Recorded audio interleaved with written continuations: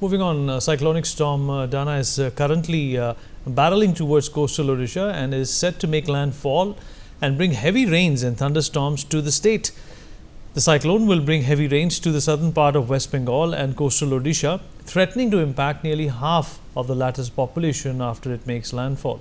Odisha Chief Minister Mohan Charan Majhi, who reviewed the state government's preparedness, said that only 30% of the people, or around 3 to 4 lakh people living in the identified danger zone, have been evacuated. Teams from the NDRF in both Odisha and West Bengal have been placed on standby. Additionally, rescue and relief teams from the Army, Navy and the Coast Guard are also on high alert. Over 200 trains cancelled. Flights have also been suspended, is what we are learning. Let's take a look at this report, which has been filed by my colleague Renik Datta.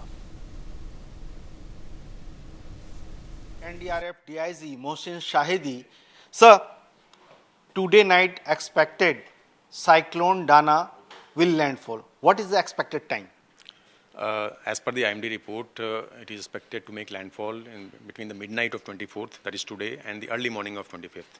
So this is a process which takes some time, about 3 to 4 hours, maybe 5 hours, depending on the moisture which is there in the land and other factors. So this a close watch is being kept by the early morning agencies, and there is coordination between the state and the center, and we are watching this 24/7. Sir, we are seeing that here is a map. This is I think IMD map, and here is a cyclone, right? So what is the actual situation right now? This is basically the wind situation, the circulation which is there present at this time. So at the moment, the information that we have about Odisha is that the situation is cloudy, the moderate rains are there. In some areas there is heavy rain. The focus area is basically Odisha, because the cyclone is expected to make landfall between Puri and Sagar Island, and the impact would be somewhere near Bhadrak district. So that is area where we are watching, and most of the our deployment is also concentrated around that area. So on landfall, the speed of the cyclone would be something like 100 to 110, and with a gusting speed of 120. So that's a good speed which can do damage. So keeping that in mind, our efforts are to make evacuation as early as possible before the landfall, and post landfall the appreciation would be taken, and then we will have the action which is required to be taken based on the damages that occurs. Sir, how many teams of NDRF will deploy? NDRF, as you can see, we have 20 teams in Odisha, 17 teams in West Bengal, and post landfall to take care of any issues where there is inundation, flooding due to heavy rains. In the interior areas, we have also a deployment in Jharkhand, Andhra Pradesh and Chhattisgarh. So a total of 56 teams of NDRF are deployed, and we also have got teams in reserves to be airlifted in case there is a requirement. Sir, how much dangerous this cyclone's Dana? Because Dana means Udarta, but just opposite of nomenclature.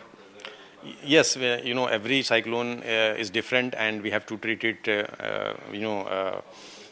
with concern, and that is why we have earlier also seen that in West Bengal there have been, super cyclones.